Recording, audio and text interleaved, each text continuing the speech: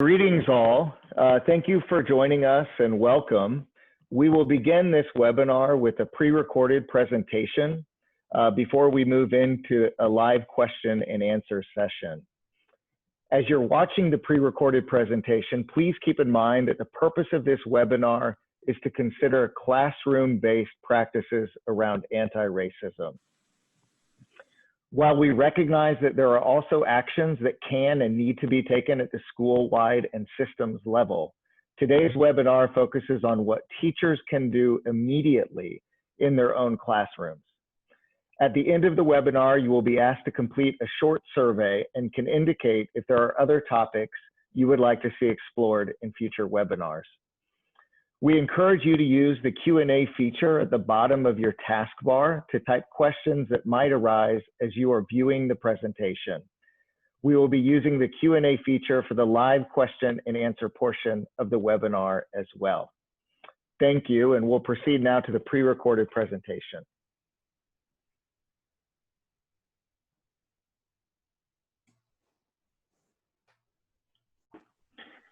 Good afternoon, and welcome to this first of 4 webinars being brought to you by UMKC's Institute for Urban Education.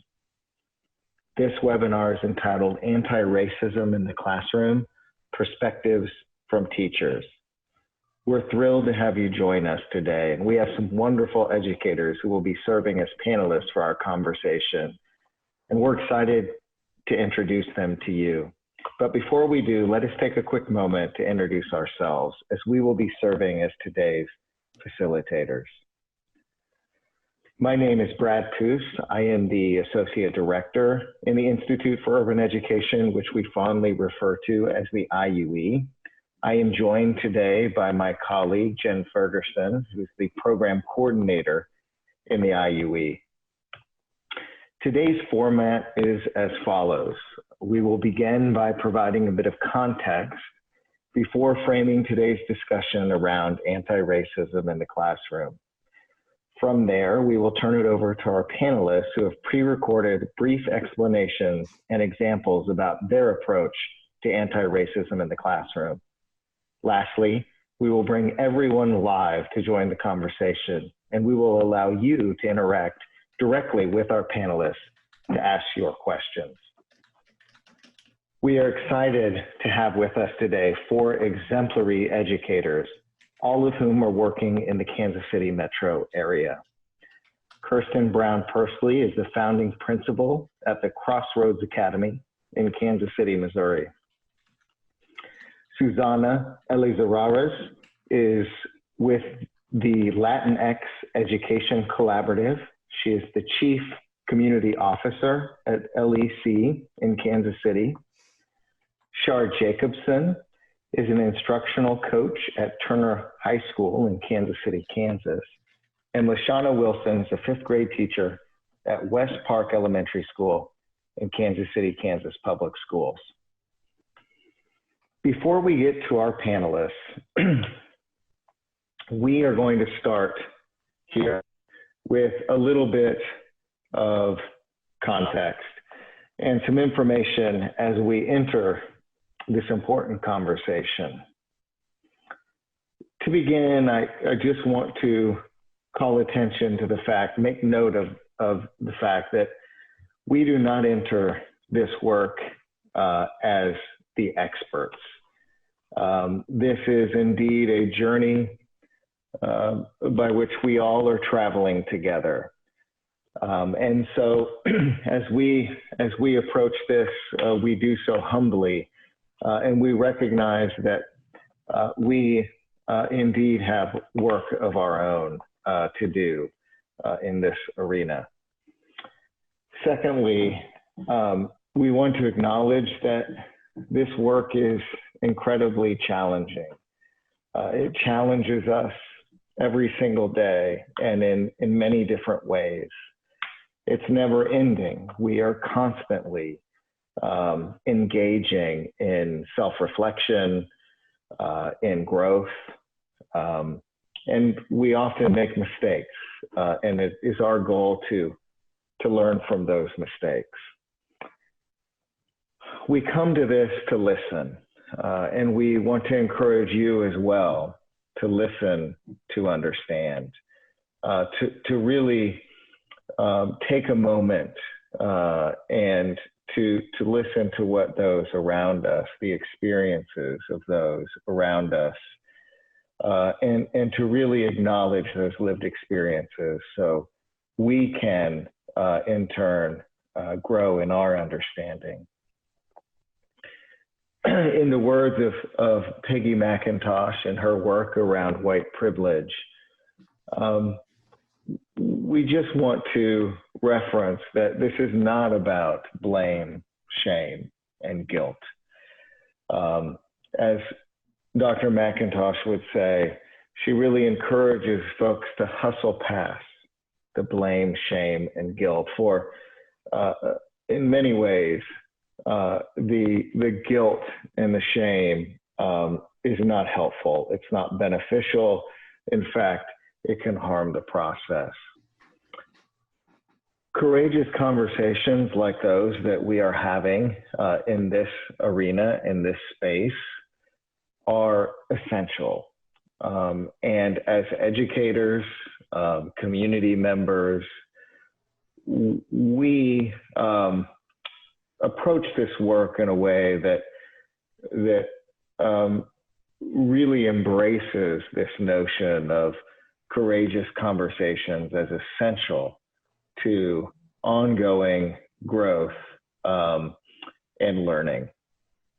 And lastly, I just want to, as a historian, I want to just call out the fact that as we engage in these conversations and this work around anti-racism and culturally relevant teaching, that history does matter. The late, great James Baldwin once said, quote, "People are trapped in history, and history is trapped in them," end quote. We recognize the importance of a deep dive into the examination of truth. Our collective history is one of tremendous struggle, of oppression, of marginalization, white supremacy, and racism. It's in fact an ugly history, but it's also one that we must be willing to confront in order to effect meaningful change. And that's true on all scales and levels, whether it be at the local level or whether it be on a larger scale. And so we really do want to make mention of the fact that as we enter this conversation, we're entering an ongoing narrative, one that has been going on for centuries and centuries. And so it is important that we make mention of the importance of history.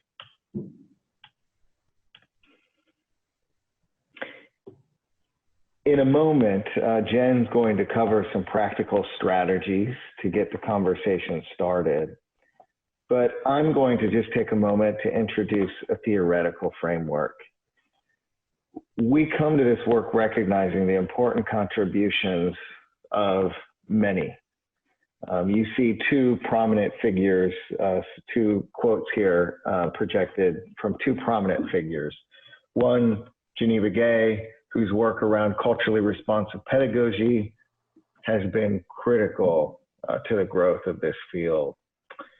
The other, Gloria Ladson-Billings, who's really advanced the movement around culturally relevant pedagogy and critical race theory in education.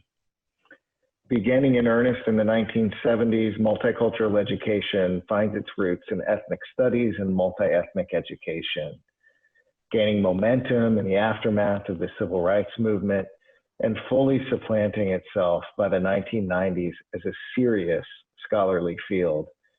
Culturally relevant pedagogy is thus developed into a comprehensive approach to education that challenges Eurocentric curricular approaches and incorporates three essential elements, of which Jen will cover in greater depth here coming up. One, academic success, two, cultural competence, and 3, critical consciousness.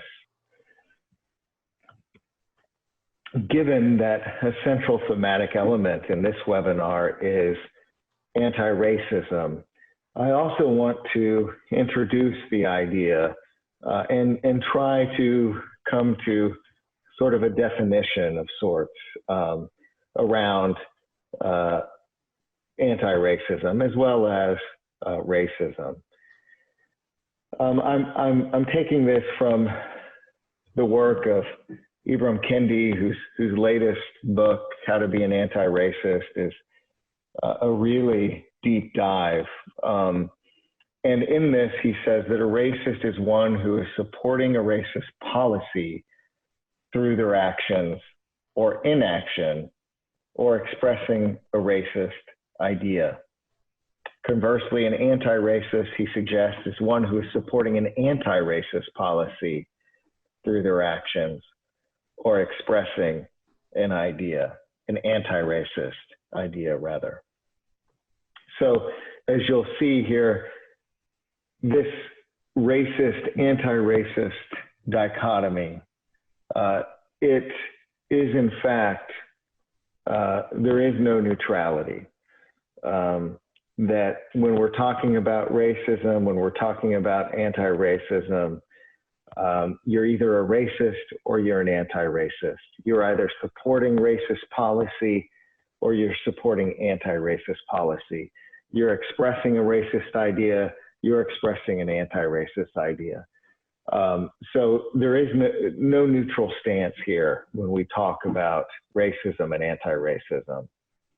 One thing that Kendi spends quite a bit of time sort of exploring is the notion that denial is at the heartbeat of racism, and that we have to acknowledge that denial is really at the center of this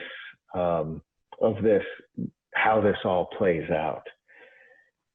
As well, we have long experienced the language of color blindness, both in education and outside of education. And it is that language of color blindness that tends to mask or hide racism.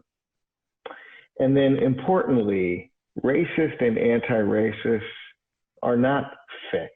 These ideas are not fixed ideas. Rather, one can maneuver in and out of racism and anti-racism. So from here, I'm going to hand it off to Jen to take it a bit further in looking at how anti-racism and racism, how culturally relevant pedagogy plays out in practice in the classroom. Thank you, Dr. Poos, for setting the stage for the work of anti-racism in the classroom. For the next few minutes, we're going to be taking a look at some of the ways the work of anti-racism might look in the classroom. It's important to emphasize that the practice of being anti-racist involves a constant state of reflection that allows us to be really intentional in our actions. In the classroom, this translates to the work of being a reflective practitioner, always considering the perspectives of students, self, curriculum, teaching, and school. The ideas we discuss today might not seem new to many, but they are worth reminding ourselves about as we manage the day-to-day responsibilities of teaching. These headings represent some steps that you might consider as you move toward being an anti-racist classroom. First, acknowledging that race plays a role in our classroom, and then reflecting and revising on our practice so that we support all students. And finally, act or ensure that our instruction is relevant for all students. The first step in being an anti-racist educator requires reflection and self-awareness. Acknowledging that your life and your experiences have shaped you and your biases is a very important lens for us to have in the classroom. There's some different tools that can help us uncover our bias. One example is the Harvard Implicit Bias Test. This is a tool that provides data for us in uncovering our biases regarding race, gender, sexuality, and religion.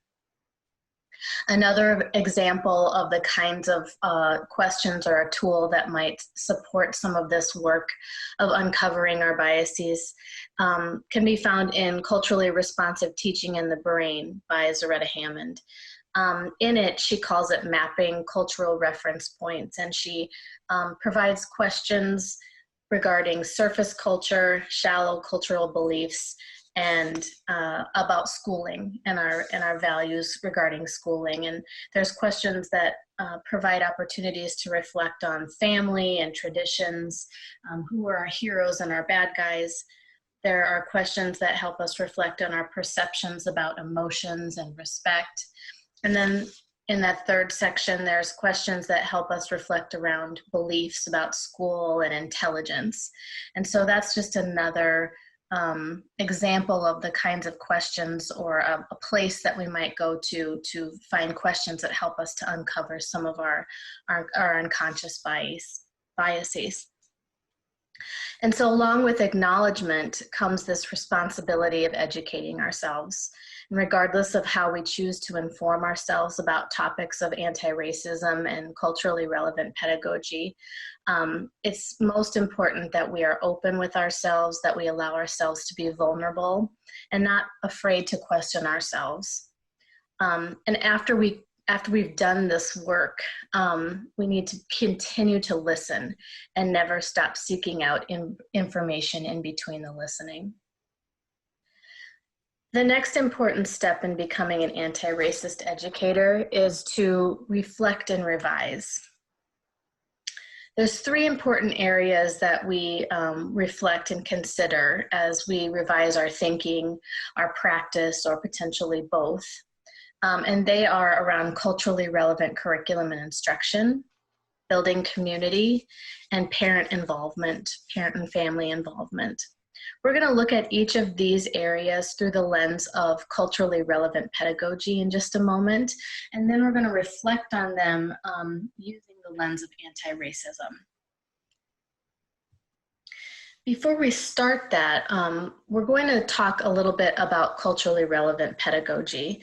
We're going to quickly define this using the work of Gloria Ladson-Billings.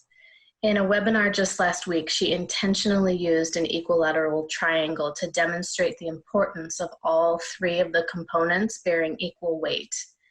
While they function independently, they must all be present if we're to truly be engaged in culturally relevant teaching.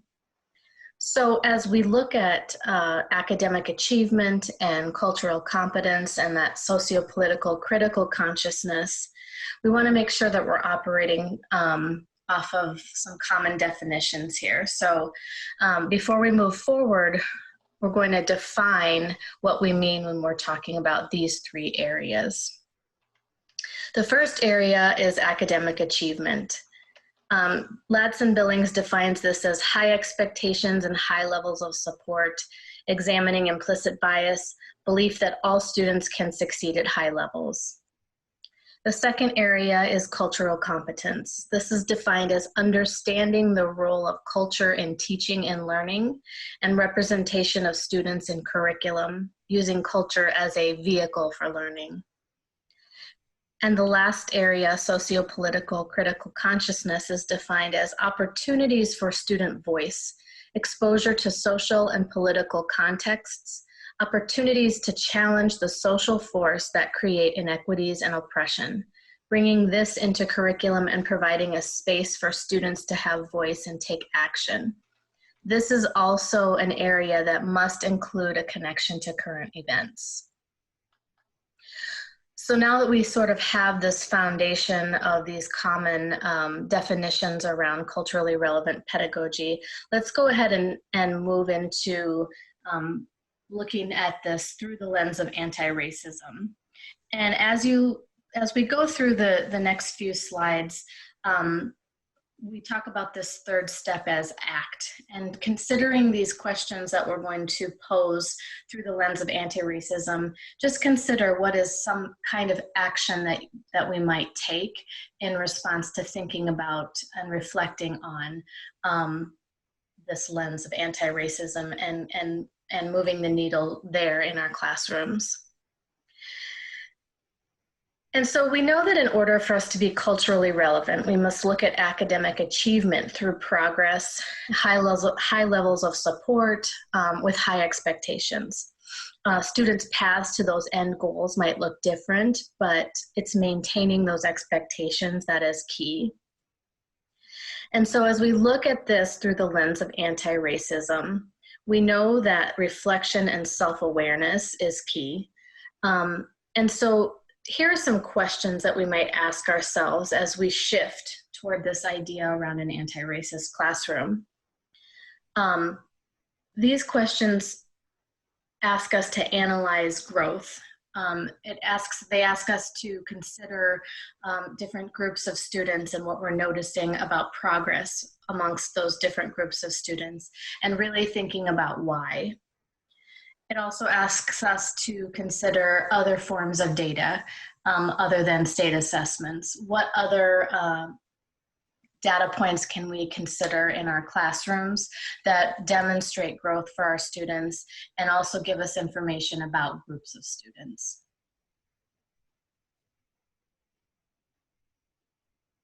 We can consider the answers to our questions, and as a result of the answers, what kinds of adjustments might we need to consider, or overhauls in our instruction might we need to consider. And so as we think about academic achievement, we're going to shift into the other two areas of culturally relevant teaching, as those are catalysts also for this academic achievement. The second component of Ladson-Billings culturally relevant teaching is cultural competence. And when considering this component, it's important that students have opportunities to learn about and affirm their own culture, as well as learn about cultures that are different from their own. White students also need to understand that they have culture too. Some of the natural connections to this work live in literacy and social studies. So while we have critical literacy, classroom libraries, and the texts that we use, and social studies listed here as areas to consider when thinking about cultural competence, we know that social studies and literacy are sort of that natural place to connect. And in thinking about critical literacy as a frame to look at literature or texts, we should be critical of the stories that we use, the texts and the resources we use in our classrooms. Teaching students that the world is socially constructed and that we need to be having a critical eye. What perspectives are present in our texts and in our books, and what perspectives are missing.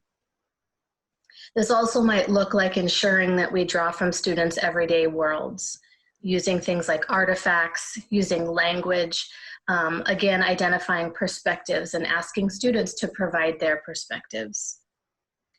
Vivian Maria Vasquez, Hilary Jenks, and Barbara Comer in an excerpt from Key Aspects of Critical Literacy from NCTE say that critical literacy is about imagining thoughtful ways of thinking about reconstructing and redesigning texts, images, and practices to convey different and more socially just and equitable messages and ways of being that have real life effects and real world impact. This might not come as a surprise to many, but there was a recent study, the Cooperative Children's Book Study released some results recently of just over 3,700 children's and young adult books published in 2019. They were looking at main characters in the stories, and what they found were that 41.8% of the main characters were white, and 29.2% were animals or others, such as trucks or monsters. That's approximately 71% of all the books in this study. The next three highest were 11.9% represented main characters that were Black or African, 8.7% Asian or Asian American, and 5.3% Latinx.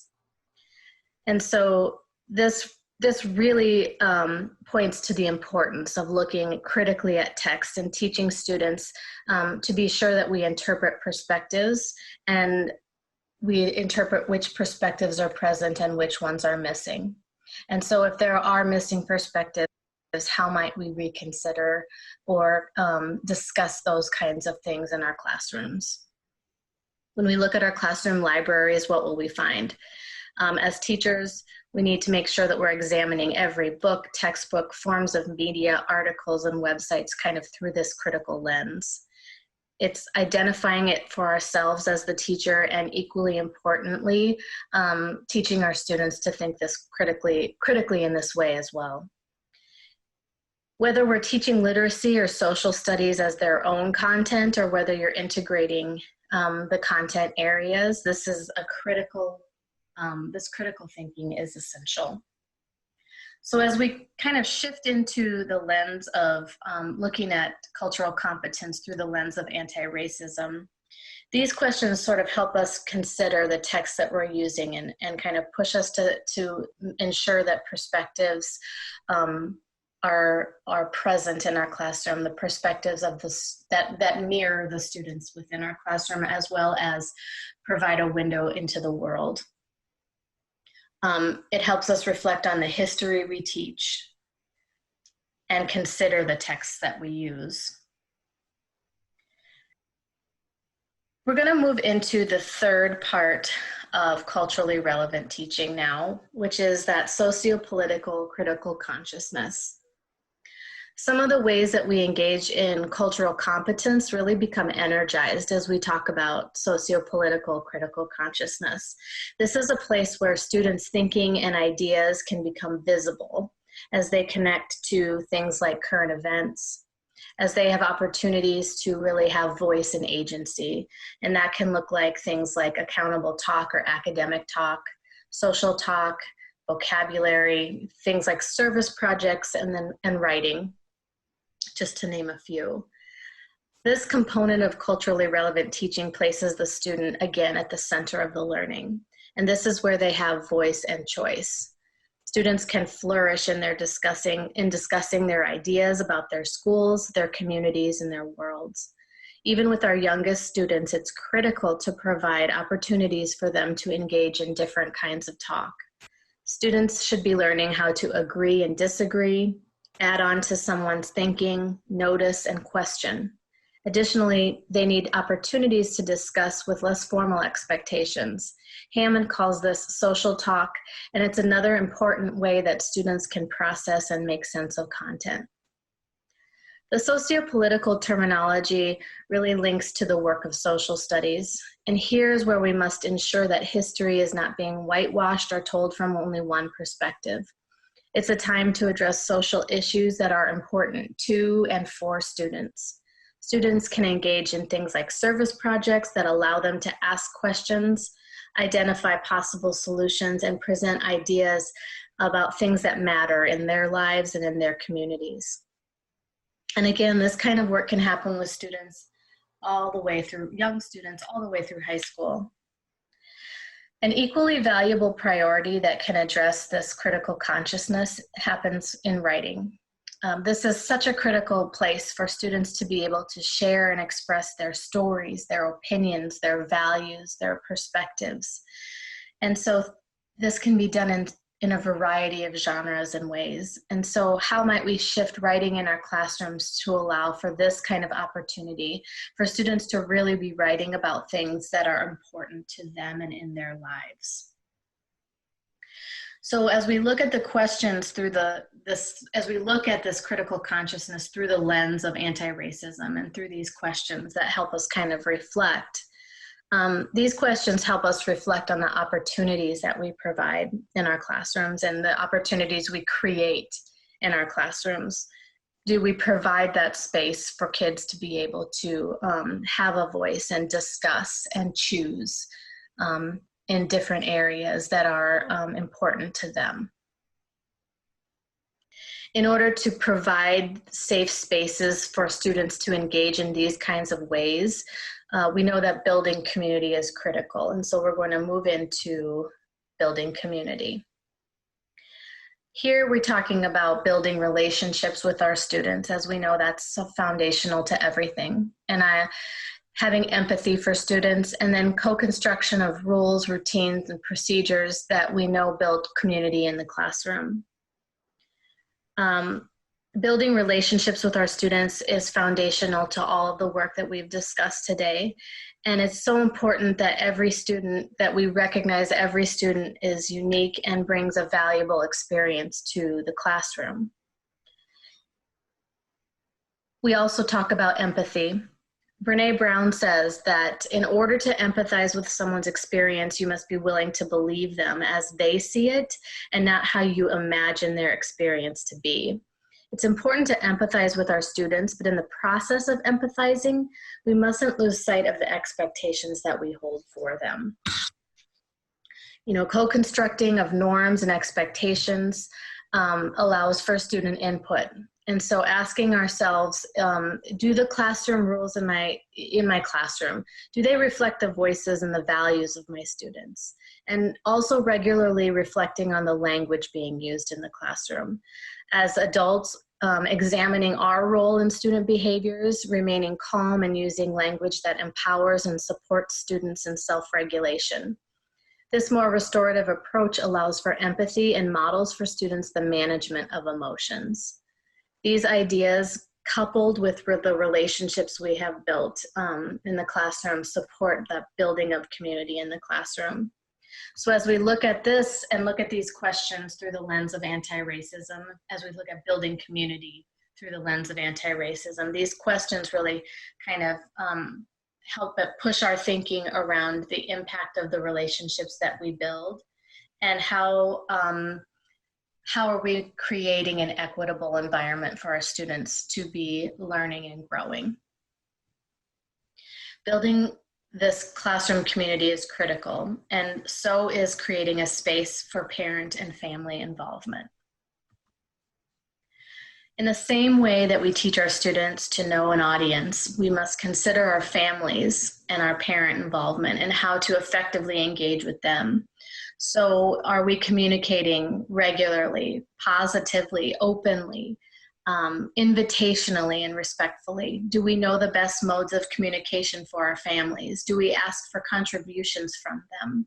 How do we make our families feel needed in the classroom? I recently read an example in Talking Points, which is a publication from NCTE. And it was an example of a 5th grade teacher who took a small group of students and parents and engaged in a book talk. They were looking at text with a critical lens and engaging in dialogue about perspectives involving race. Parents and students shared experiences and perspectives. Some were more reluctant than others, but the point is that they were engaging in this kind of critical discussion and engaging with families in a unique and important way. And so as we look here through the lens of anti-racism, these questions just ask us to think about the perspectives of our families, the ways in which we invite and create opportunities for families and parents to have impact. And so being very intentional and purposeful about how we go about doing that. This brings us to our final reflection for this part of our webinar. The point of all of this work is to be intentional. We must be intentional about our acknowledgement, about reflecting and revising, and in our actions. Intentionality is what moves us in this journey toward becoming anti-racist educators.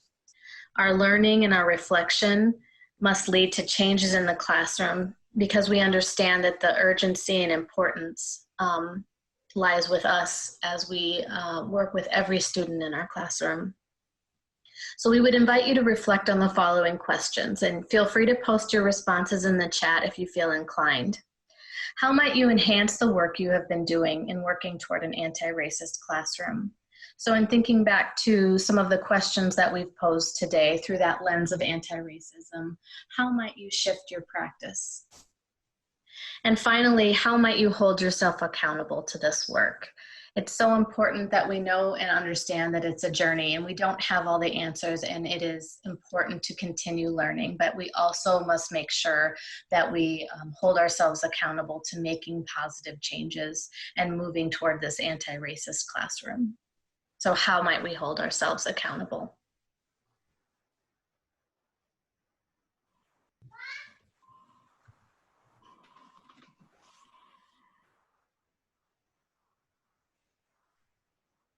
Next, we're going to shift and have an opportunity to hear from our panelists. We've asked our panelists to, I'm going to remind our panelists to go ahead and leave your cameras off for the next few minutes as you each have an opportunity to share your statement. And we've asked our panelists to just kind of talk a little bit about what they have been doing or intend to do and getting their perspectives on anti-racism in the classroom. And so our first panelist today is Kirsten Brown Pursley. Hi, yes, good afternoon, everyone. So a couple of things I want to discuss is that one thing that it's really top of mind for me is the idea of the soft bigotry of low expectations that we often see in classrooms. And something that I commonly think about is this idea of impact versus intent. A lot of times we step into situations with the greatest of intent. We want to help students, we want to make sure that they are successful academically, but sometimes what happens, the impact of that is we lower expectations. And so I just want to provide a couple of data points that really drive home this point for me, and it leads into some specific things that my team and I are doing to address this. So TNTP did a study about 1.5 years ago that was called the Opportunity Myth. And this was a really compelling study because it really analyzed classrooms across the country in different states and different contexts, and they found some really disturbing trends that we can respond to in our own context. So in their data, they found that 94% of students, they have big goals for themselves and for their future.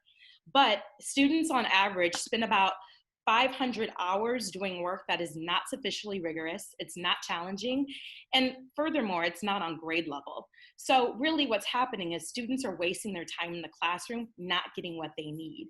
Oftentimes, the reason behind this is because people with the greatest of intentions want to make things easier for students and lower the bar and lower their expectations as a result. With this, we have some clear racial and economic undertones that fit into this. So students of color, students from low-income families, ELL scholars, and those with moderate to mild to moderate disabilities, they were found to have even less access to grade level work that was sufficiently rigorous. In fact, compared to their white counterparts had about 4 times as many opportunities to engage in this work. That put our Black and Brown students at a really, really significant disadvantage. And they lost about 6 months of learning each year. And that trend is compounded over time. That creates a really critical issue for students who have these great dreams and great things that they want to do in the future, but they're not properly equipped to make that happen. The onus is on us as educators to ensure that we're not falling into that trap of lowering the bar for students. But it's really important that we keep that top of mind, especially when it's challenging and it's hard. We want our students to feel successful. We provide supports without lowering the bar. And so that's something that I believe is quite anti-racist and something that my team and I are very intentional about, because we can't empower and equip students to pursue their dreams if they're not equipped to do so.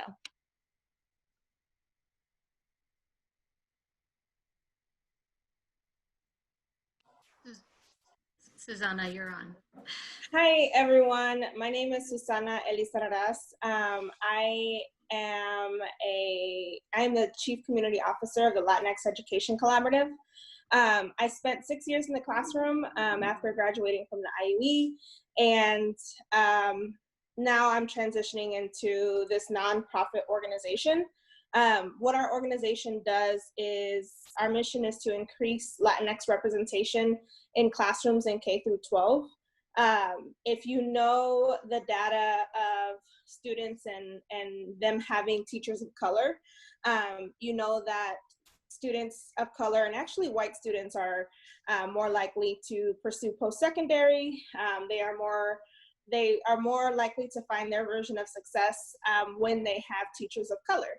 A lot of times, and what I'm learning actually, is that Latinx students and families in particular when they have Latinx teachers, those teachers act as cultural interpreters for those families a lot of the times, and that being just such a great resource for our students. Now, unfortunately, that puts a lot of pressure on our educators, but that's some of the work that the LEC is working to alleviate as well. So when I thought about the last 6 years I was teaching, I thought about the ways that we as a school or as a classroom had been anti-racist. First, it was the first thing that came to mind, which is something that's been mentioned, is giving students voice and choice and giving them agency. Something that I talk to families about in parent-teacher conferences every year is, you know your kid more than me. You know them better than me as a student, as a child, as a human being. And so help me have the tools to be able to serve that student, and then having that same conversation with the students. Something else that I would like to share, if you haven't already, there is an article out right now. It got put out by The Atlantic, and it is by a Black educator, and it's titled "What Anti-Racist Teachers Do Differently." The LEC actually had it on our Plática of the Week this week, and I got so many tidbits from this article. Some that have been mentioned already in the presentation, but one of the things that stuck out to me was that they talk about examining, thank you, Dr. Poos, examining cultural differences in discourse styles. Oftentimes, the way that we are assessing, grading kids and their work is based on what we think as, what would you call it? Proficient, right? A lot of what we've been told about proficiency, though, is rooted in white normative structures and standards. The English language being in and of itself something that has been kind of forced upon us as students ourselves, even in our colleges and in our teaching programs, teaching preparation programs. And we have to make sure we examine what lens we are using when we are assessing our kids. Something that was brought up in the presentation was having students talk to each other. When that's happening, making sure that the rubrics that we use and the assessment tools that we're using are not biased or holding stereotypes as well. Another thing that stuck out in the article that I think is really helpful is the suggestion to do something that may feel very uncomfortable, which is to disaggregate data by ethnicity. That's not something I ever did in the classroom, but it's something that I wanted to share with everyone, because I think based on the data, like Kirsten shared, data like that, if we saw that kind of data show up in our classrooms, I think it would put a sense of urgency in us to make the changes that we think would be helpful for our students. It would also kind of bring to light the unconscious biases that we drive our teaching with, which we all do. And then the ultimate thing, I'm actually reading How to Be an Anti-Racist right now. Something, again, that I'm learning is that there's so many different versions of racism, right? So Ibram Kendi talks about biological racism, ethnic racism, bodily racism, cultural racism, and behavior racism. I'm only on chapter 8, so I haven't read the other chapters yet, but making sure that we check ourselves on each of those types of racism. So it's not just, I treat all my students the same. It's, what are your stereotypes when it comes to color? What are your stereotypes when it comes to behavior? Ibram Kendi in the book talks a lot about how Black people are grouped by behavior. Another resource before I stop, something that I have on my desk that I come to all the time, the characteristics of white supremacy culture. Sorry, I'm referring to How to Be an Anti-Racist by Ibram Kendi. White Supremacy Culture by Tema Okun, off of Dismantling Racism. These characteristics have changed my life. Seeing them and realizing that I was functioning under white normative standards, even myself as a Latina. So again, that last resource is White Supremacy Culture by Tema Okun through dismantlingracism.org. So yeah.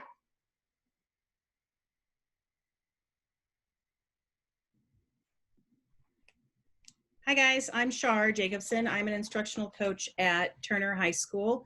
It's in KCK. Not very many people know where we're at. We are just south of the KCK school district and just north of Shawnee Mission. We're on the county line in Wyandotte.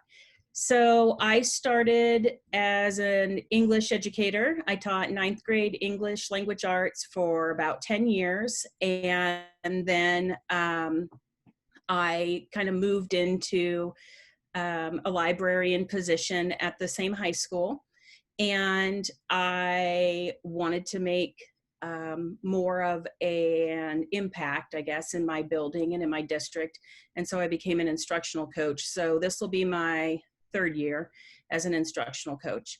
When I first started providing professional development, it was all around topics that I wanted to personally learn more that I felt would help me be a more successful teacher.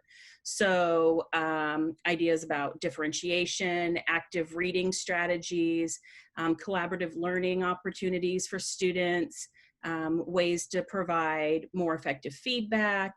And so I just kind of drug all these colleagues with me because I was like, well, this seems like relevant. We have a lot of English language learners right now. So I think that maybe we should probably figure out what needs to happen in our classrooms and what needs to change.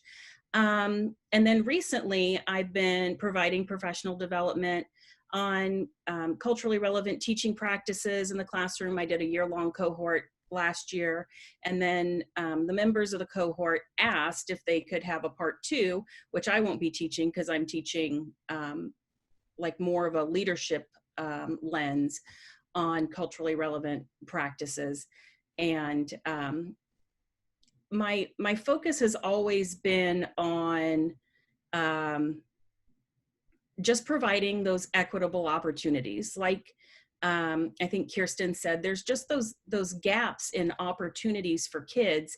And I love data. My district relies very heavily on all of our, decision-making on students' data, and trying to make sure that the way we are assessing our students is fair, but also at the highest standard is it's proven to be tough because not all teachers want to assess the standards. Sometimes they like to pick and choose their favorite things to teach, and they don't always tie to standards. So we've had some of those, challenging conversations, but we've just recently started disaggregating our data by race and ethnicity. And then I ask teachers usually in our PLCs, like, okay, well, did you look and see if where are your queer students? Are they actually participating? So just starting to really have those conversations in our building has been challenging. It makes me very uncomfortable. And I know that it makes a lot of our my colleagues uncomfortable, but you really can't, like Susana was saying, you can't argue with the data. There are big disparities. And if we want kids to have the opportunity to succeed and reach their dreams, then they're going to have to we're going to have to maintain those high expectations and really start teaching with an anti-racist, framework, and in just being more intentional in our what's supporting our curricular and our instructional choices.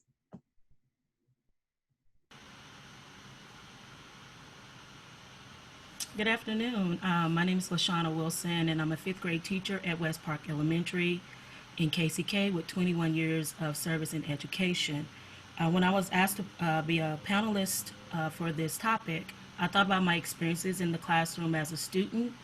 I don't think that my teachers really taught me according to my race, and if they had those beliefs, they didn't show me.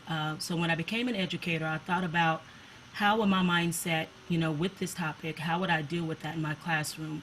The first thing I thought about was building relationships. Getting to know the students first and who they are will help to break down some of the barriers that we are faced with now. I believe when you teach students who may not look and live like you do, they learn to trust you and have confidence in knowing that when you see them for their worth and not their color of their skin. With this in mind, I'm constantly looking to develop myself as a teacher to show my students about the perception that they may have about their identity in my classroom. I'm an open book. I allow and I like to have discussions about current events that are taking place because I believe the group that we're teaching are the ones who are going to make the change that we want to see and need. With that being said, I constantly think about my curriculum that I choose. Even though it is set out for us, I try to find things that my students can relate to, that's within their culture, so it won't seem like it's all geared to one demographic or race. With that being said, I have a quote from a book that our staff at the school that I'm currently teaching at called "Even on Your Worst Day, You Can Be a Student's Best Hope" by Manny Scott. This quote jumps out at me, and it says, "Invest as much time in understanding who you teach as you do in understanding what you teach." And I think as educators, if we think about that when we're dealing with this topic, what we teach and how we teach will go a long way. Thank you.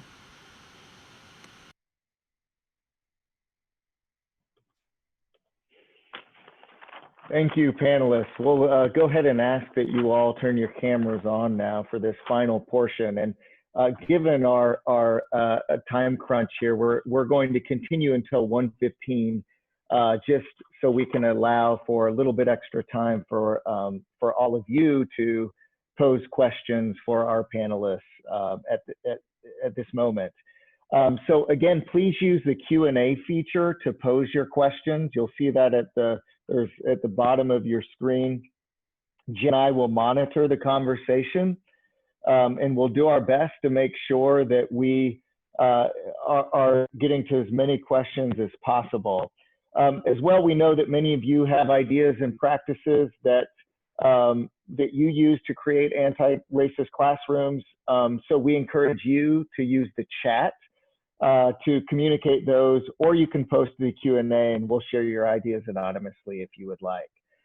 So please feel free to begin using the Q&A feature to pose questions for our panelists, and we'll make sure that they get to them. While you're all forming questions, I'll go ahead and get the party started. So wondering if you all can just maybe speak a little bit about how you talk with your students. You all are working at different levels and age groups. How you talk with your students about race. I'll start if nobody wants to jump in. I usually try to set a platform where they feel comfortable. I kind of talk about my experiences and also bring up like the topic or the current event that may be happening at that moment that deals with race, to kind of set it out there and kind of give them my personal view about how I feel what's going on at that moment, to just kind of open up the floor to let them know it is okay to have your opinion about what's going on in the world. It's okay to share how you feel, because sometimes we take kids' thoughts for granted and think, oh, they don't have anything to say, but you'll be surprised with the thoughts and the ideas and beliefs they do have when it comes to this type of topic. And LaShawn, as a reminder, you're teaching 5th grade. That's right. Yeah. Okay. I was going to say, when I was in the classroom with 9th graders, I mean, it's a really, they're weird kids at that age, but they're really trying to find themselves and separate themselves from what they may be hearing at home or from their family. And so anytime that there's anything in current events, but also in our curriculum, I would ask them like, okay, so, you know, this is what the character in our book did, or this is, you know, would you do something different? And a lot of times that gets us talking about values and norms and just societal beliefs. And then it kind of leads us into some taboo subjects. But at the high school level, I mean, the kids they're incredibly aware, and they are usually very eager to share their own opinions. The hardest part, I think, is getting them to understand, like Jennifer had shared in her presentation, like how to add on to somebody's comment, how to disagree appropriately, how to fact check yourself and your sources so that you're not putting out misinformation, or just so you're not misinformed. I agree with that. And that's a really great point. One thing that I'd like to do to like kind of expound on that is one of my favorite kind of scholarly articles is called From Safe Spaces to Brave Spaces. It's a new way to frame dialogue around diversity and social justice. And I love it because oftentimes we want to frame things as like, oh, it's a safe space. And what that does sometimes is one of the unintended consequences is people don't want to be real. And without having those real conversations, you don't get at the heart of like where biases lie, or where different mindsets that need to be challenged, that can't be uncovered and unearthed, and we can't make sense of it and move forward. I work at a school that's incredibly diverse. And so in a diverse setting, I think it's especially important for all students to feel like, hey, you are allowed to share what you need to share. Make sure we're being respectful, but we all have to be real in order to make change happen. And framing in that way allows for strong and rich dialogue where people are actually challenged and engaging in that discomfort and leaning into the discomfort of critically thinking about their own biases. It looks, go ahead, Jen, you're on mute there. Sorry, for time's sake here, I think we're going to move. We do have some questions starting to come in, so we're going to go ahead and move into the next question. One that came into our space is, what is your advice on how to provide representative literature in a classroom setting if there are set restrictions on novels that are allowed in the district? What's your advice on how to handle that? I think that's a great question, but I think it's a great opportunity to engage the community and the parents. When parents and the community are advocating for the visibility of Black characters, Indigenous characters, LGBTQ characters, whatever kind of characters you're wanting to show in your novels, if you can get parents in the community to kind of have your back on it, I would be careful to make sure and understand the kind of political structures around that, because a lot of times what has happened to me actually, as I think particularly as a teacher of color, is that I've been told that I was siding with parents instead of with the school, because unfortunately we're functioning under this white normative structure, right? Which is that it's us versus them. And so first, I think I would evaluate kind of how your administration feels about the community and your parents. And if there's issues there, they might need to get brought up too. But I think one of the good ways to do that would be get some suggestions about books from parents. And then if those books aren't allowed, then asking questions and engaging your parents and community to say, why are these not allowed? Susana, you've sort of touched on this. We have a question from Addie as well, who's asking about some resistance, or what resistance you have faced with this work, and how you have or will respond. I've had a lot of resistance, and it's actually one of the reasons I'm not in the classroom right now.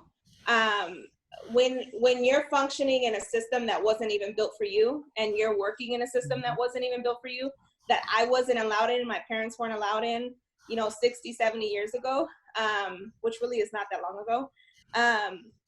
That structure has been built on historically white normative practices, and some of it being so blatant as to be white supremacist practices. So some of the pushback I've had has been that being one example. I had a parent who was upset. I came into the office because that parent and I, a Black woman, had a relationship. I had done a home visit or a family visit at their home. I had learned about the family. We had both grown up in Northeast, all of these things. So we had this relationship. And so I came in trying to help, and I was told to go back to my classroom and then pulled into the office afterwards and told not to go against what the administration is trying to do or say. And at that moment, it was intimidating because I was only in my first or second year of teaching, but I did say, I didn't realize that this was us versus them kind of thing. I thought we were the village that's trying to help our students. And so ultimately, that's not comfortable for people who are not ready for those conversations. It's not comfortable to be told, you're creating this competitive culture in our school that should not be allowed. But it's something that teachers of color see all the time. I mentioned earlier being the cultural interpreter. It's not fair that that's something we hold that burden of, but it's what a lot of us are willing to do because we know it's for the benefit of our students. So it's going to be with some pushback, but what I would do first is always have the research to back it. If it's decisions that are going to get pushback, and that sucks that we as teachers should have to say, hey, here's the data, but it just sometimes has to happen. Thank you. Can I say, I am frequently fighting against our school board. They are not representative of our community's demographics, and haven't been probably for maybe 10 or 15 years. And even education wise, they're just not representative of our community. But this is a small town, they're established, the names of the streets are the names of the board members. So a lot of times when I face pushback, like Susana said, I start with the data, and I have to remind them, which I think is ridiculous, that our demographics have changed so dramatically in the last 10 years. And if we truly want to serve all kids well, one of our, I can't remember if it's our focus or, our mission statement or something, but it says expect the best from everyone. And so I have to remind our board, we expect the best from teachers, we expect the best from parents, we expect the best from students, and we expect the best from the board. So if we're going to teach all students well, then we're going to have to critically examine what we're giving them to learn in terms of curriculum and materials, but also the instructional practices and the systemic structures that we have in our classrooms and in our schools.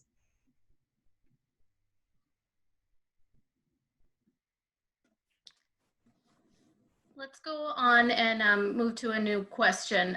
We've had some questions around or advice and things that you might talk to or speak to around parent and talking with parents and that parent involvement, both as a classroom teacher, and what advice might you give also to white teachers that are working with students of color? How might they approach the subject if they're feeling uncomfortable? What might you tell them?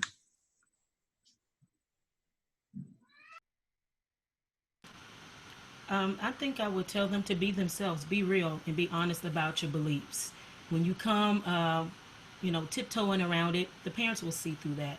They want what's best for their child, and they will want that teacher who wears their hearts on their sleeves or put their best for it, and about being real about how and what their perceptions are in their classroom. And to me, as an educator, when we do that, it opens a door for that relationship to have with that parent or that community or your board. I'm just blessed enough to be in a building where my principal, who is a strong advocate about teachers, you know, getting to know their students' background and building relationships. She's all about being real with parents and getting them involved in, you know, their, you know, your perceptions or your beliefs about what's taking place in the classroom. I'd like to add on. I think one thing that's super critical is that proactive relationship building. I think from the jump, if you are really intentional about building that relationship, making sure the parent knows who you are, knowing what your why is, how you have the student's best interest in mind. If you say that and demonstrate that from the very beginning, you like establish so much credibility about what you're really about through your actions and what you say. And so I think that's a really critical first step. I think another thing to add on to that is just making it really clear that you're there to partner. You're not someone who's like this top down, I know everything type of a mindset when you approach the parent. Parents know, we all know our parents know our students better than we do because they're the parents. And so we have to make sure that we lean into them and their knowledge and partner with them. And make it really clear from the onset of that relationship that we're working together for the benefit of your student, and continue to find ways to collaborate and work together with the collective expertise you both bring to the table for the benefit of the student. So I think to just naming that we're on the same team and listening, like really genuinely listening to the parent so that you're not being domineering in your mindset and what you believe, and making sure it's genuinely collaborative. Great feedback. Thank you. We've had a couple of folks talk about or ask about, suggest that they enjoy getting resources. Can you all speak to some of the maybe online accessible resources that you would recommend to support the work of creating an anti-racist classroom?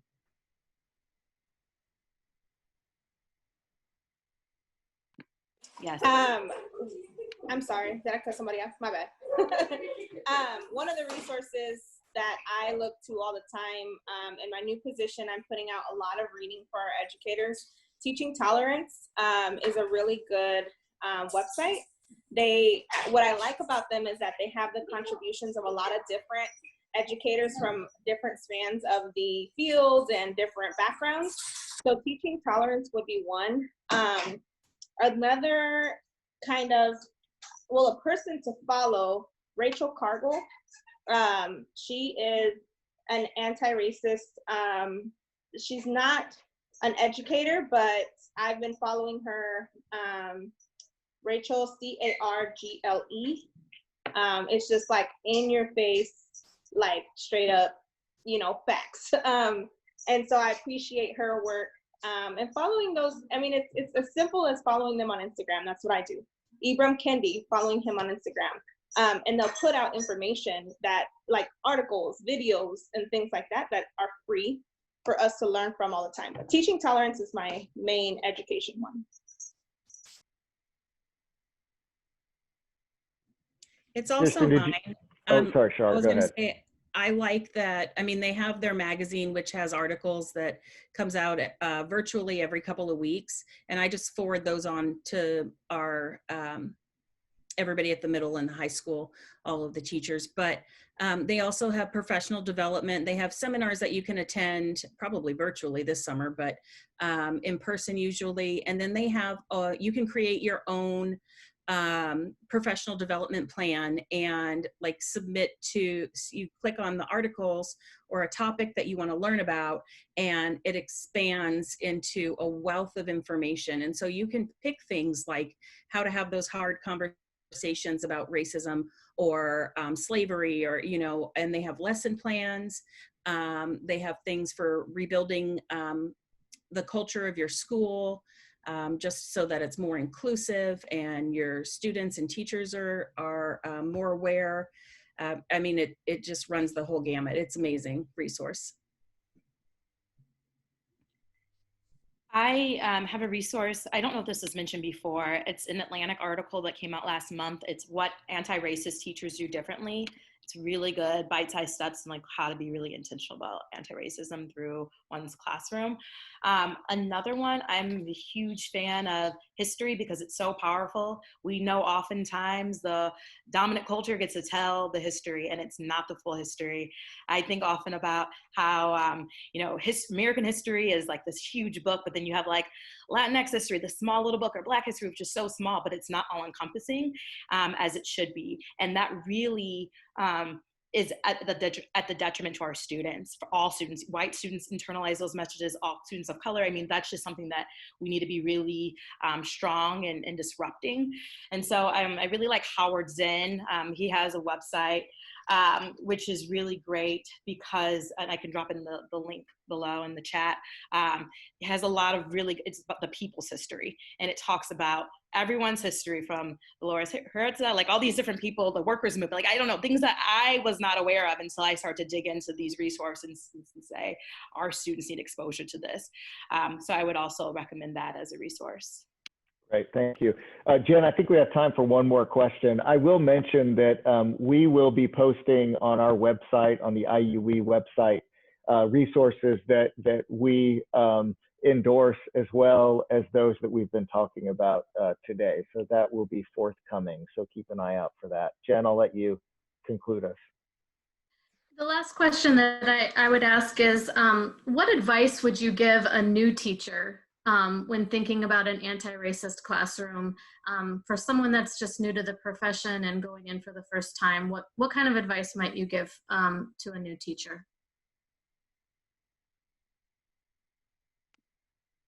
I think teachers need to know their why. Like, what's your purpose? What's your mission and vision? Your personal vision and mission statement is super critical as a first step, because all of your actions should stem from that why. And when you're really clear on what that is, you don't get distracted by all the other things coming your way or conflicting agendas. You're really clear and can be focused and can advocate for your students because you're so deeply rooted in what you believe and your purpose in the work to help provide the best education possible for all students.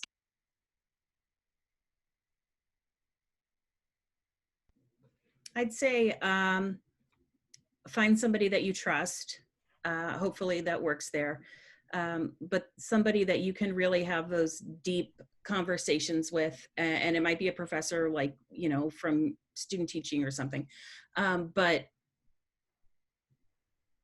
to be successful, I think you have to be incredibly reflective, and you should be asking yourself a million questions every day. Like, what if I had done this? And what if I moved this kid and put him over here? And what if I did this?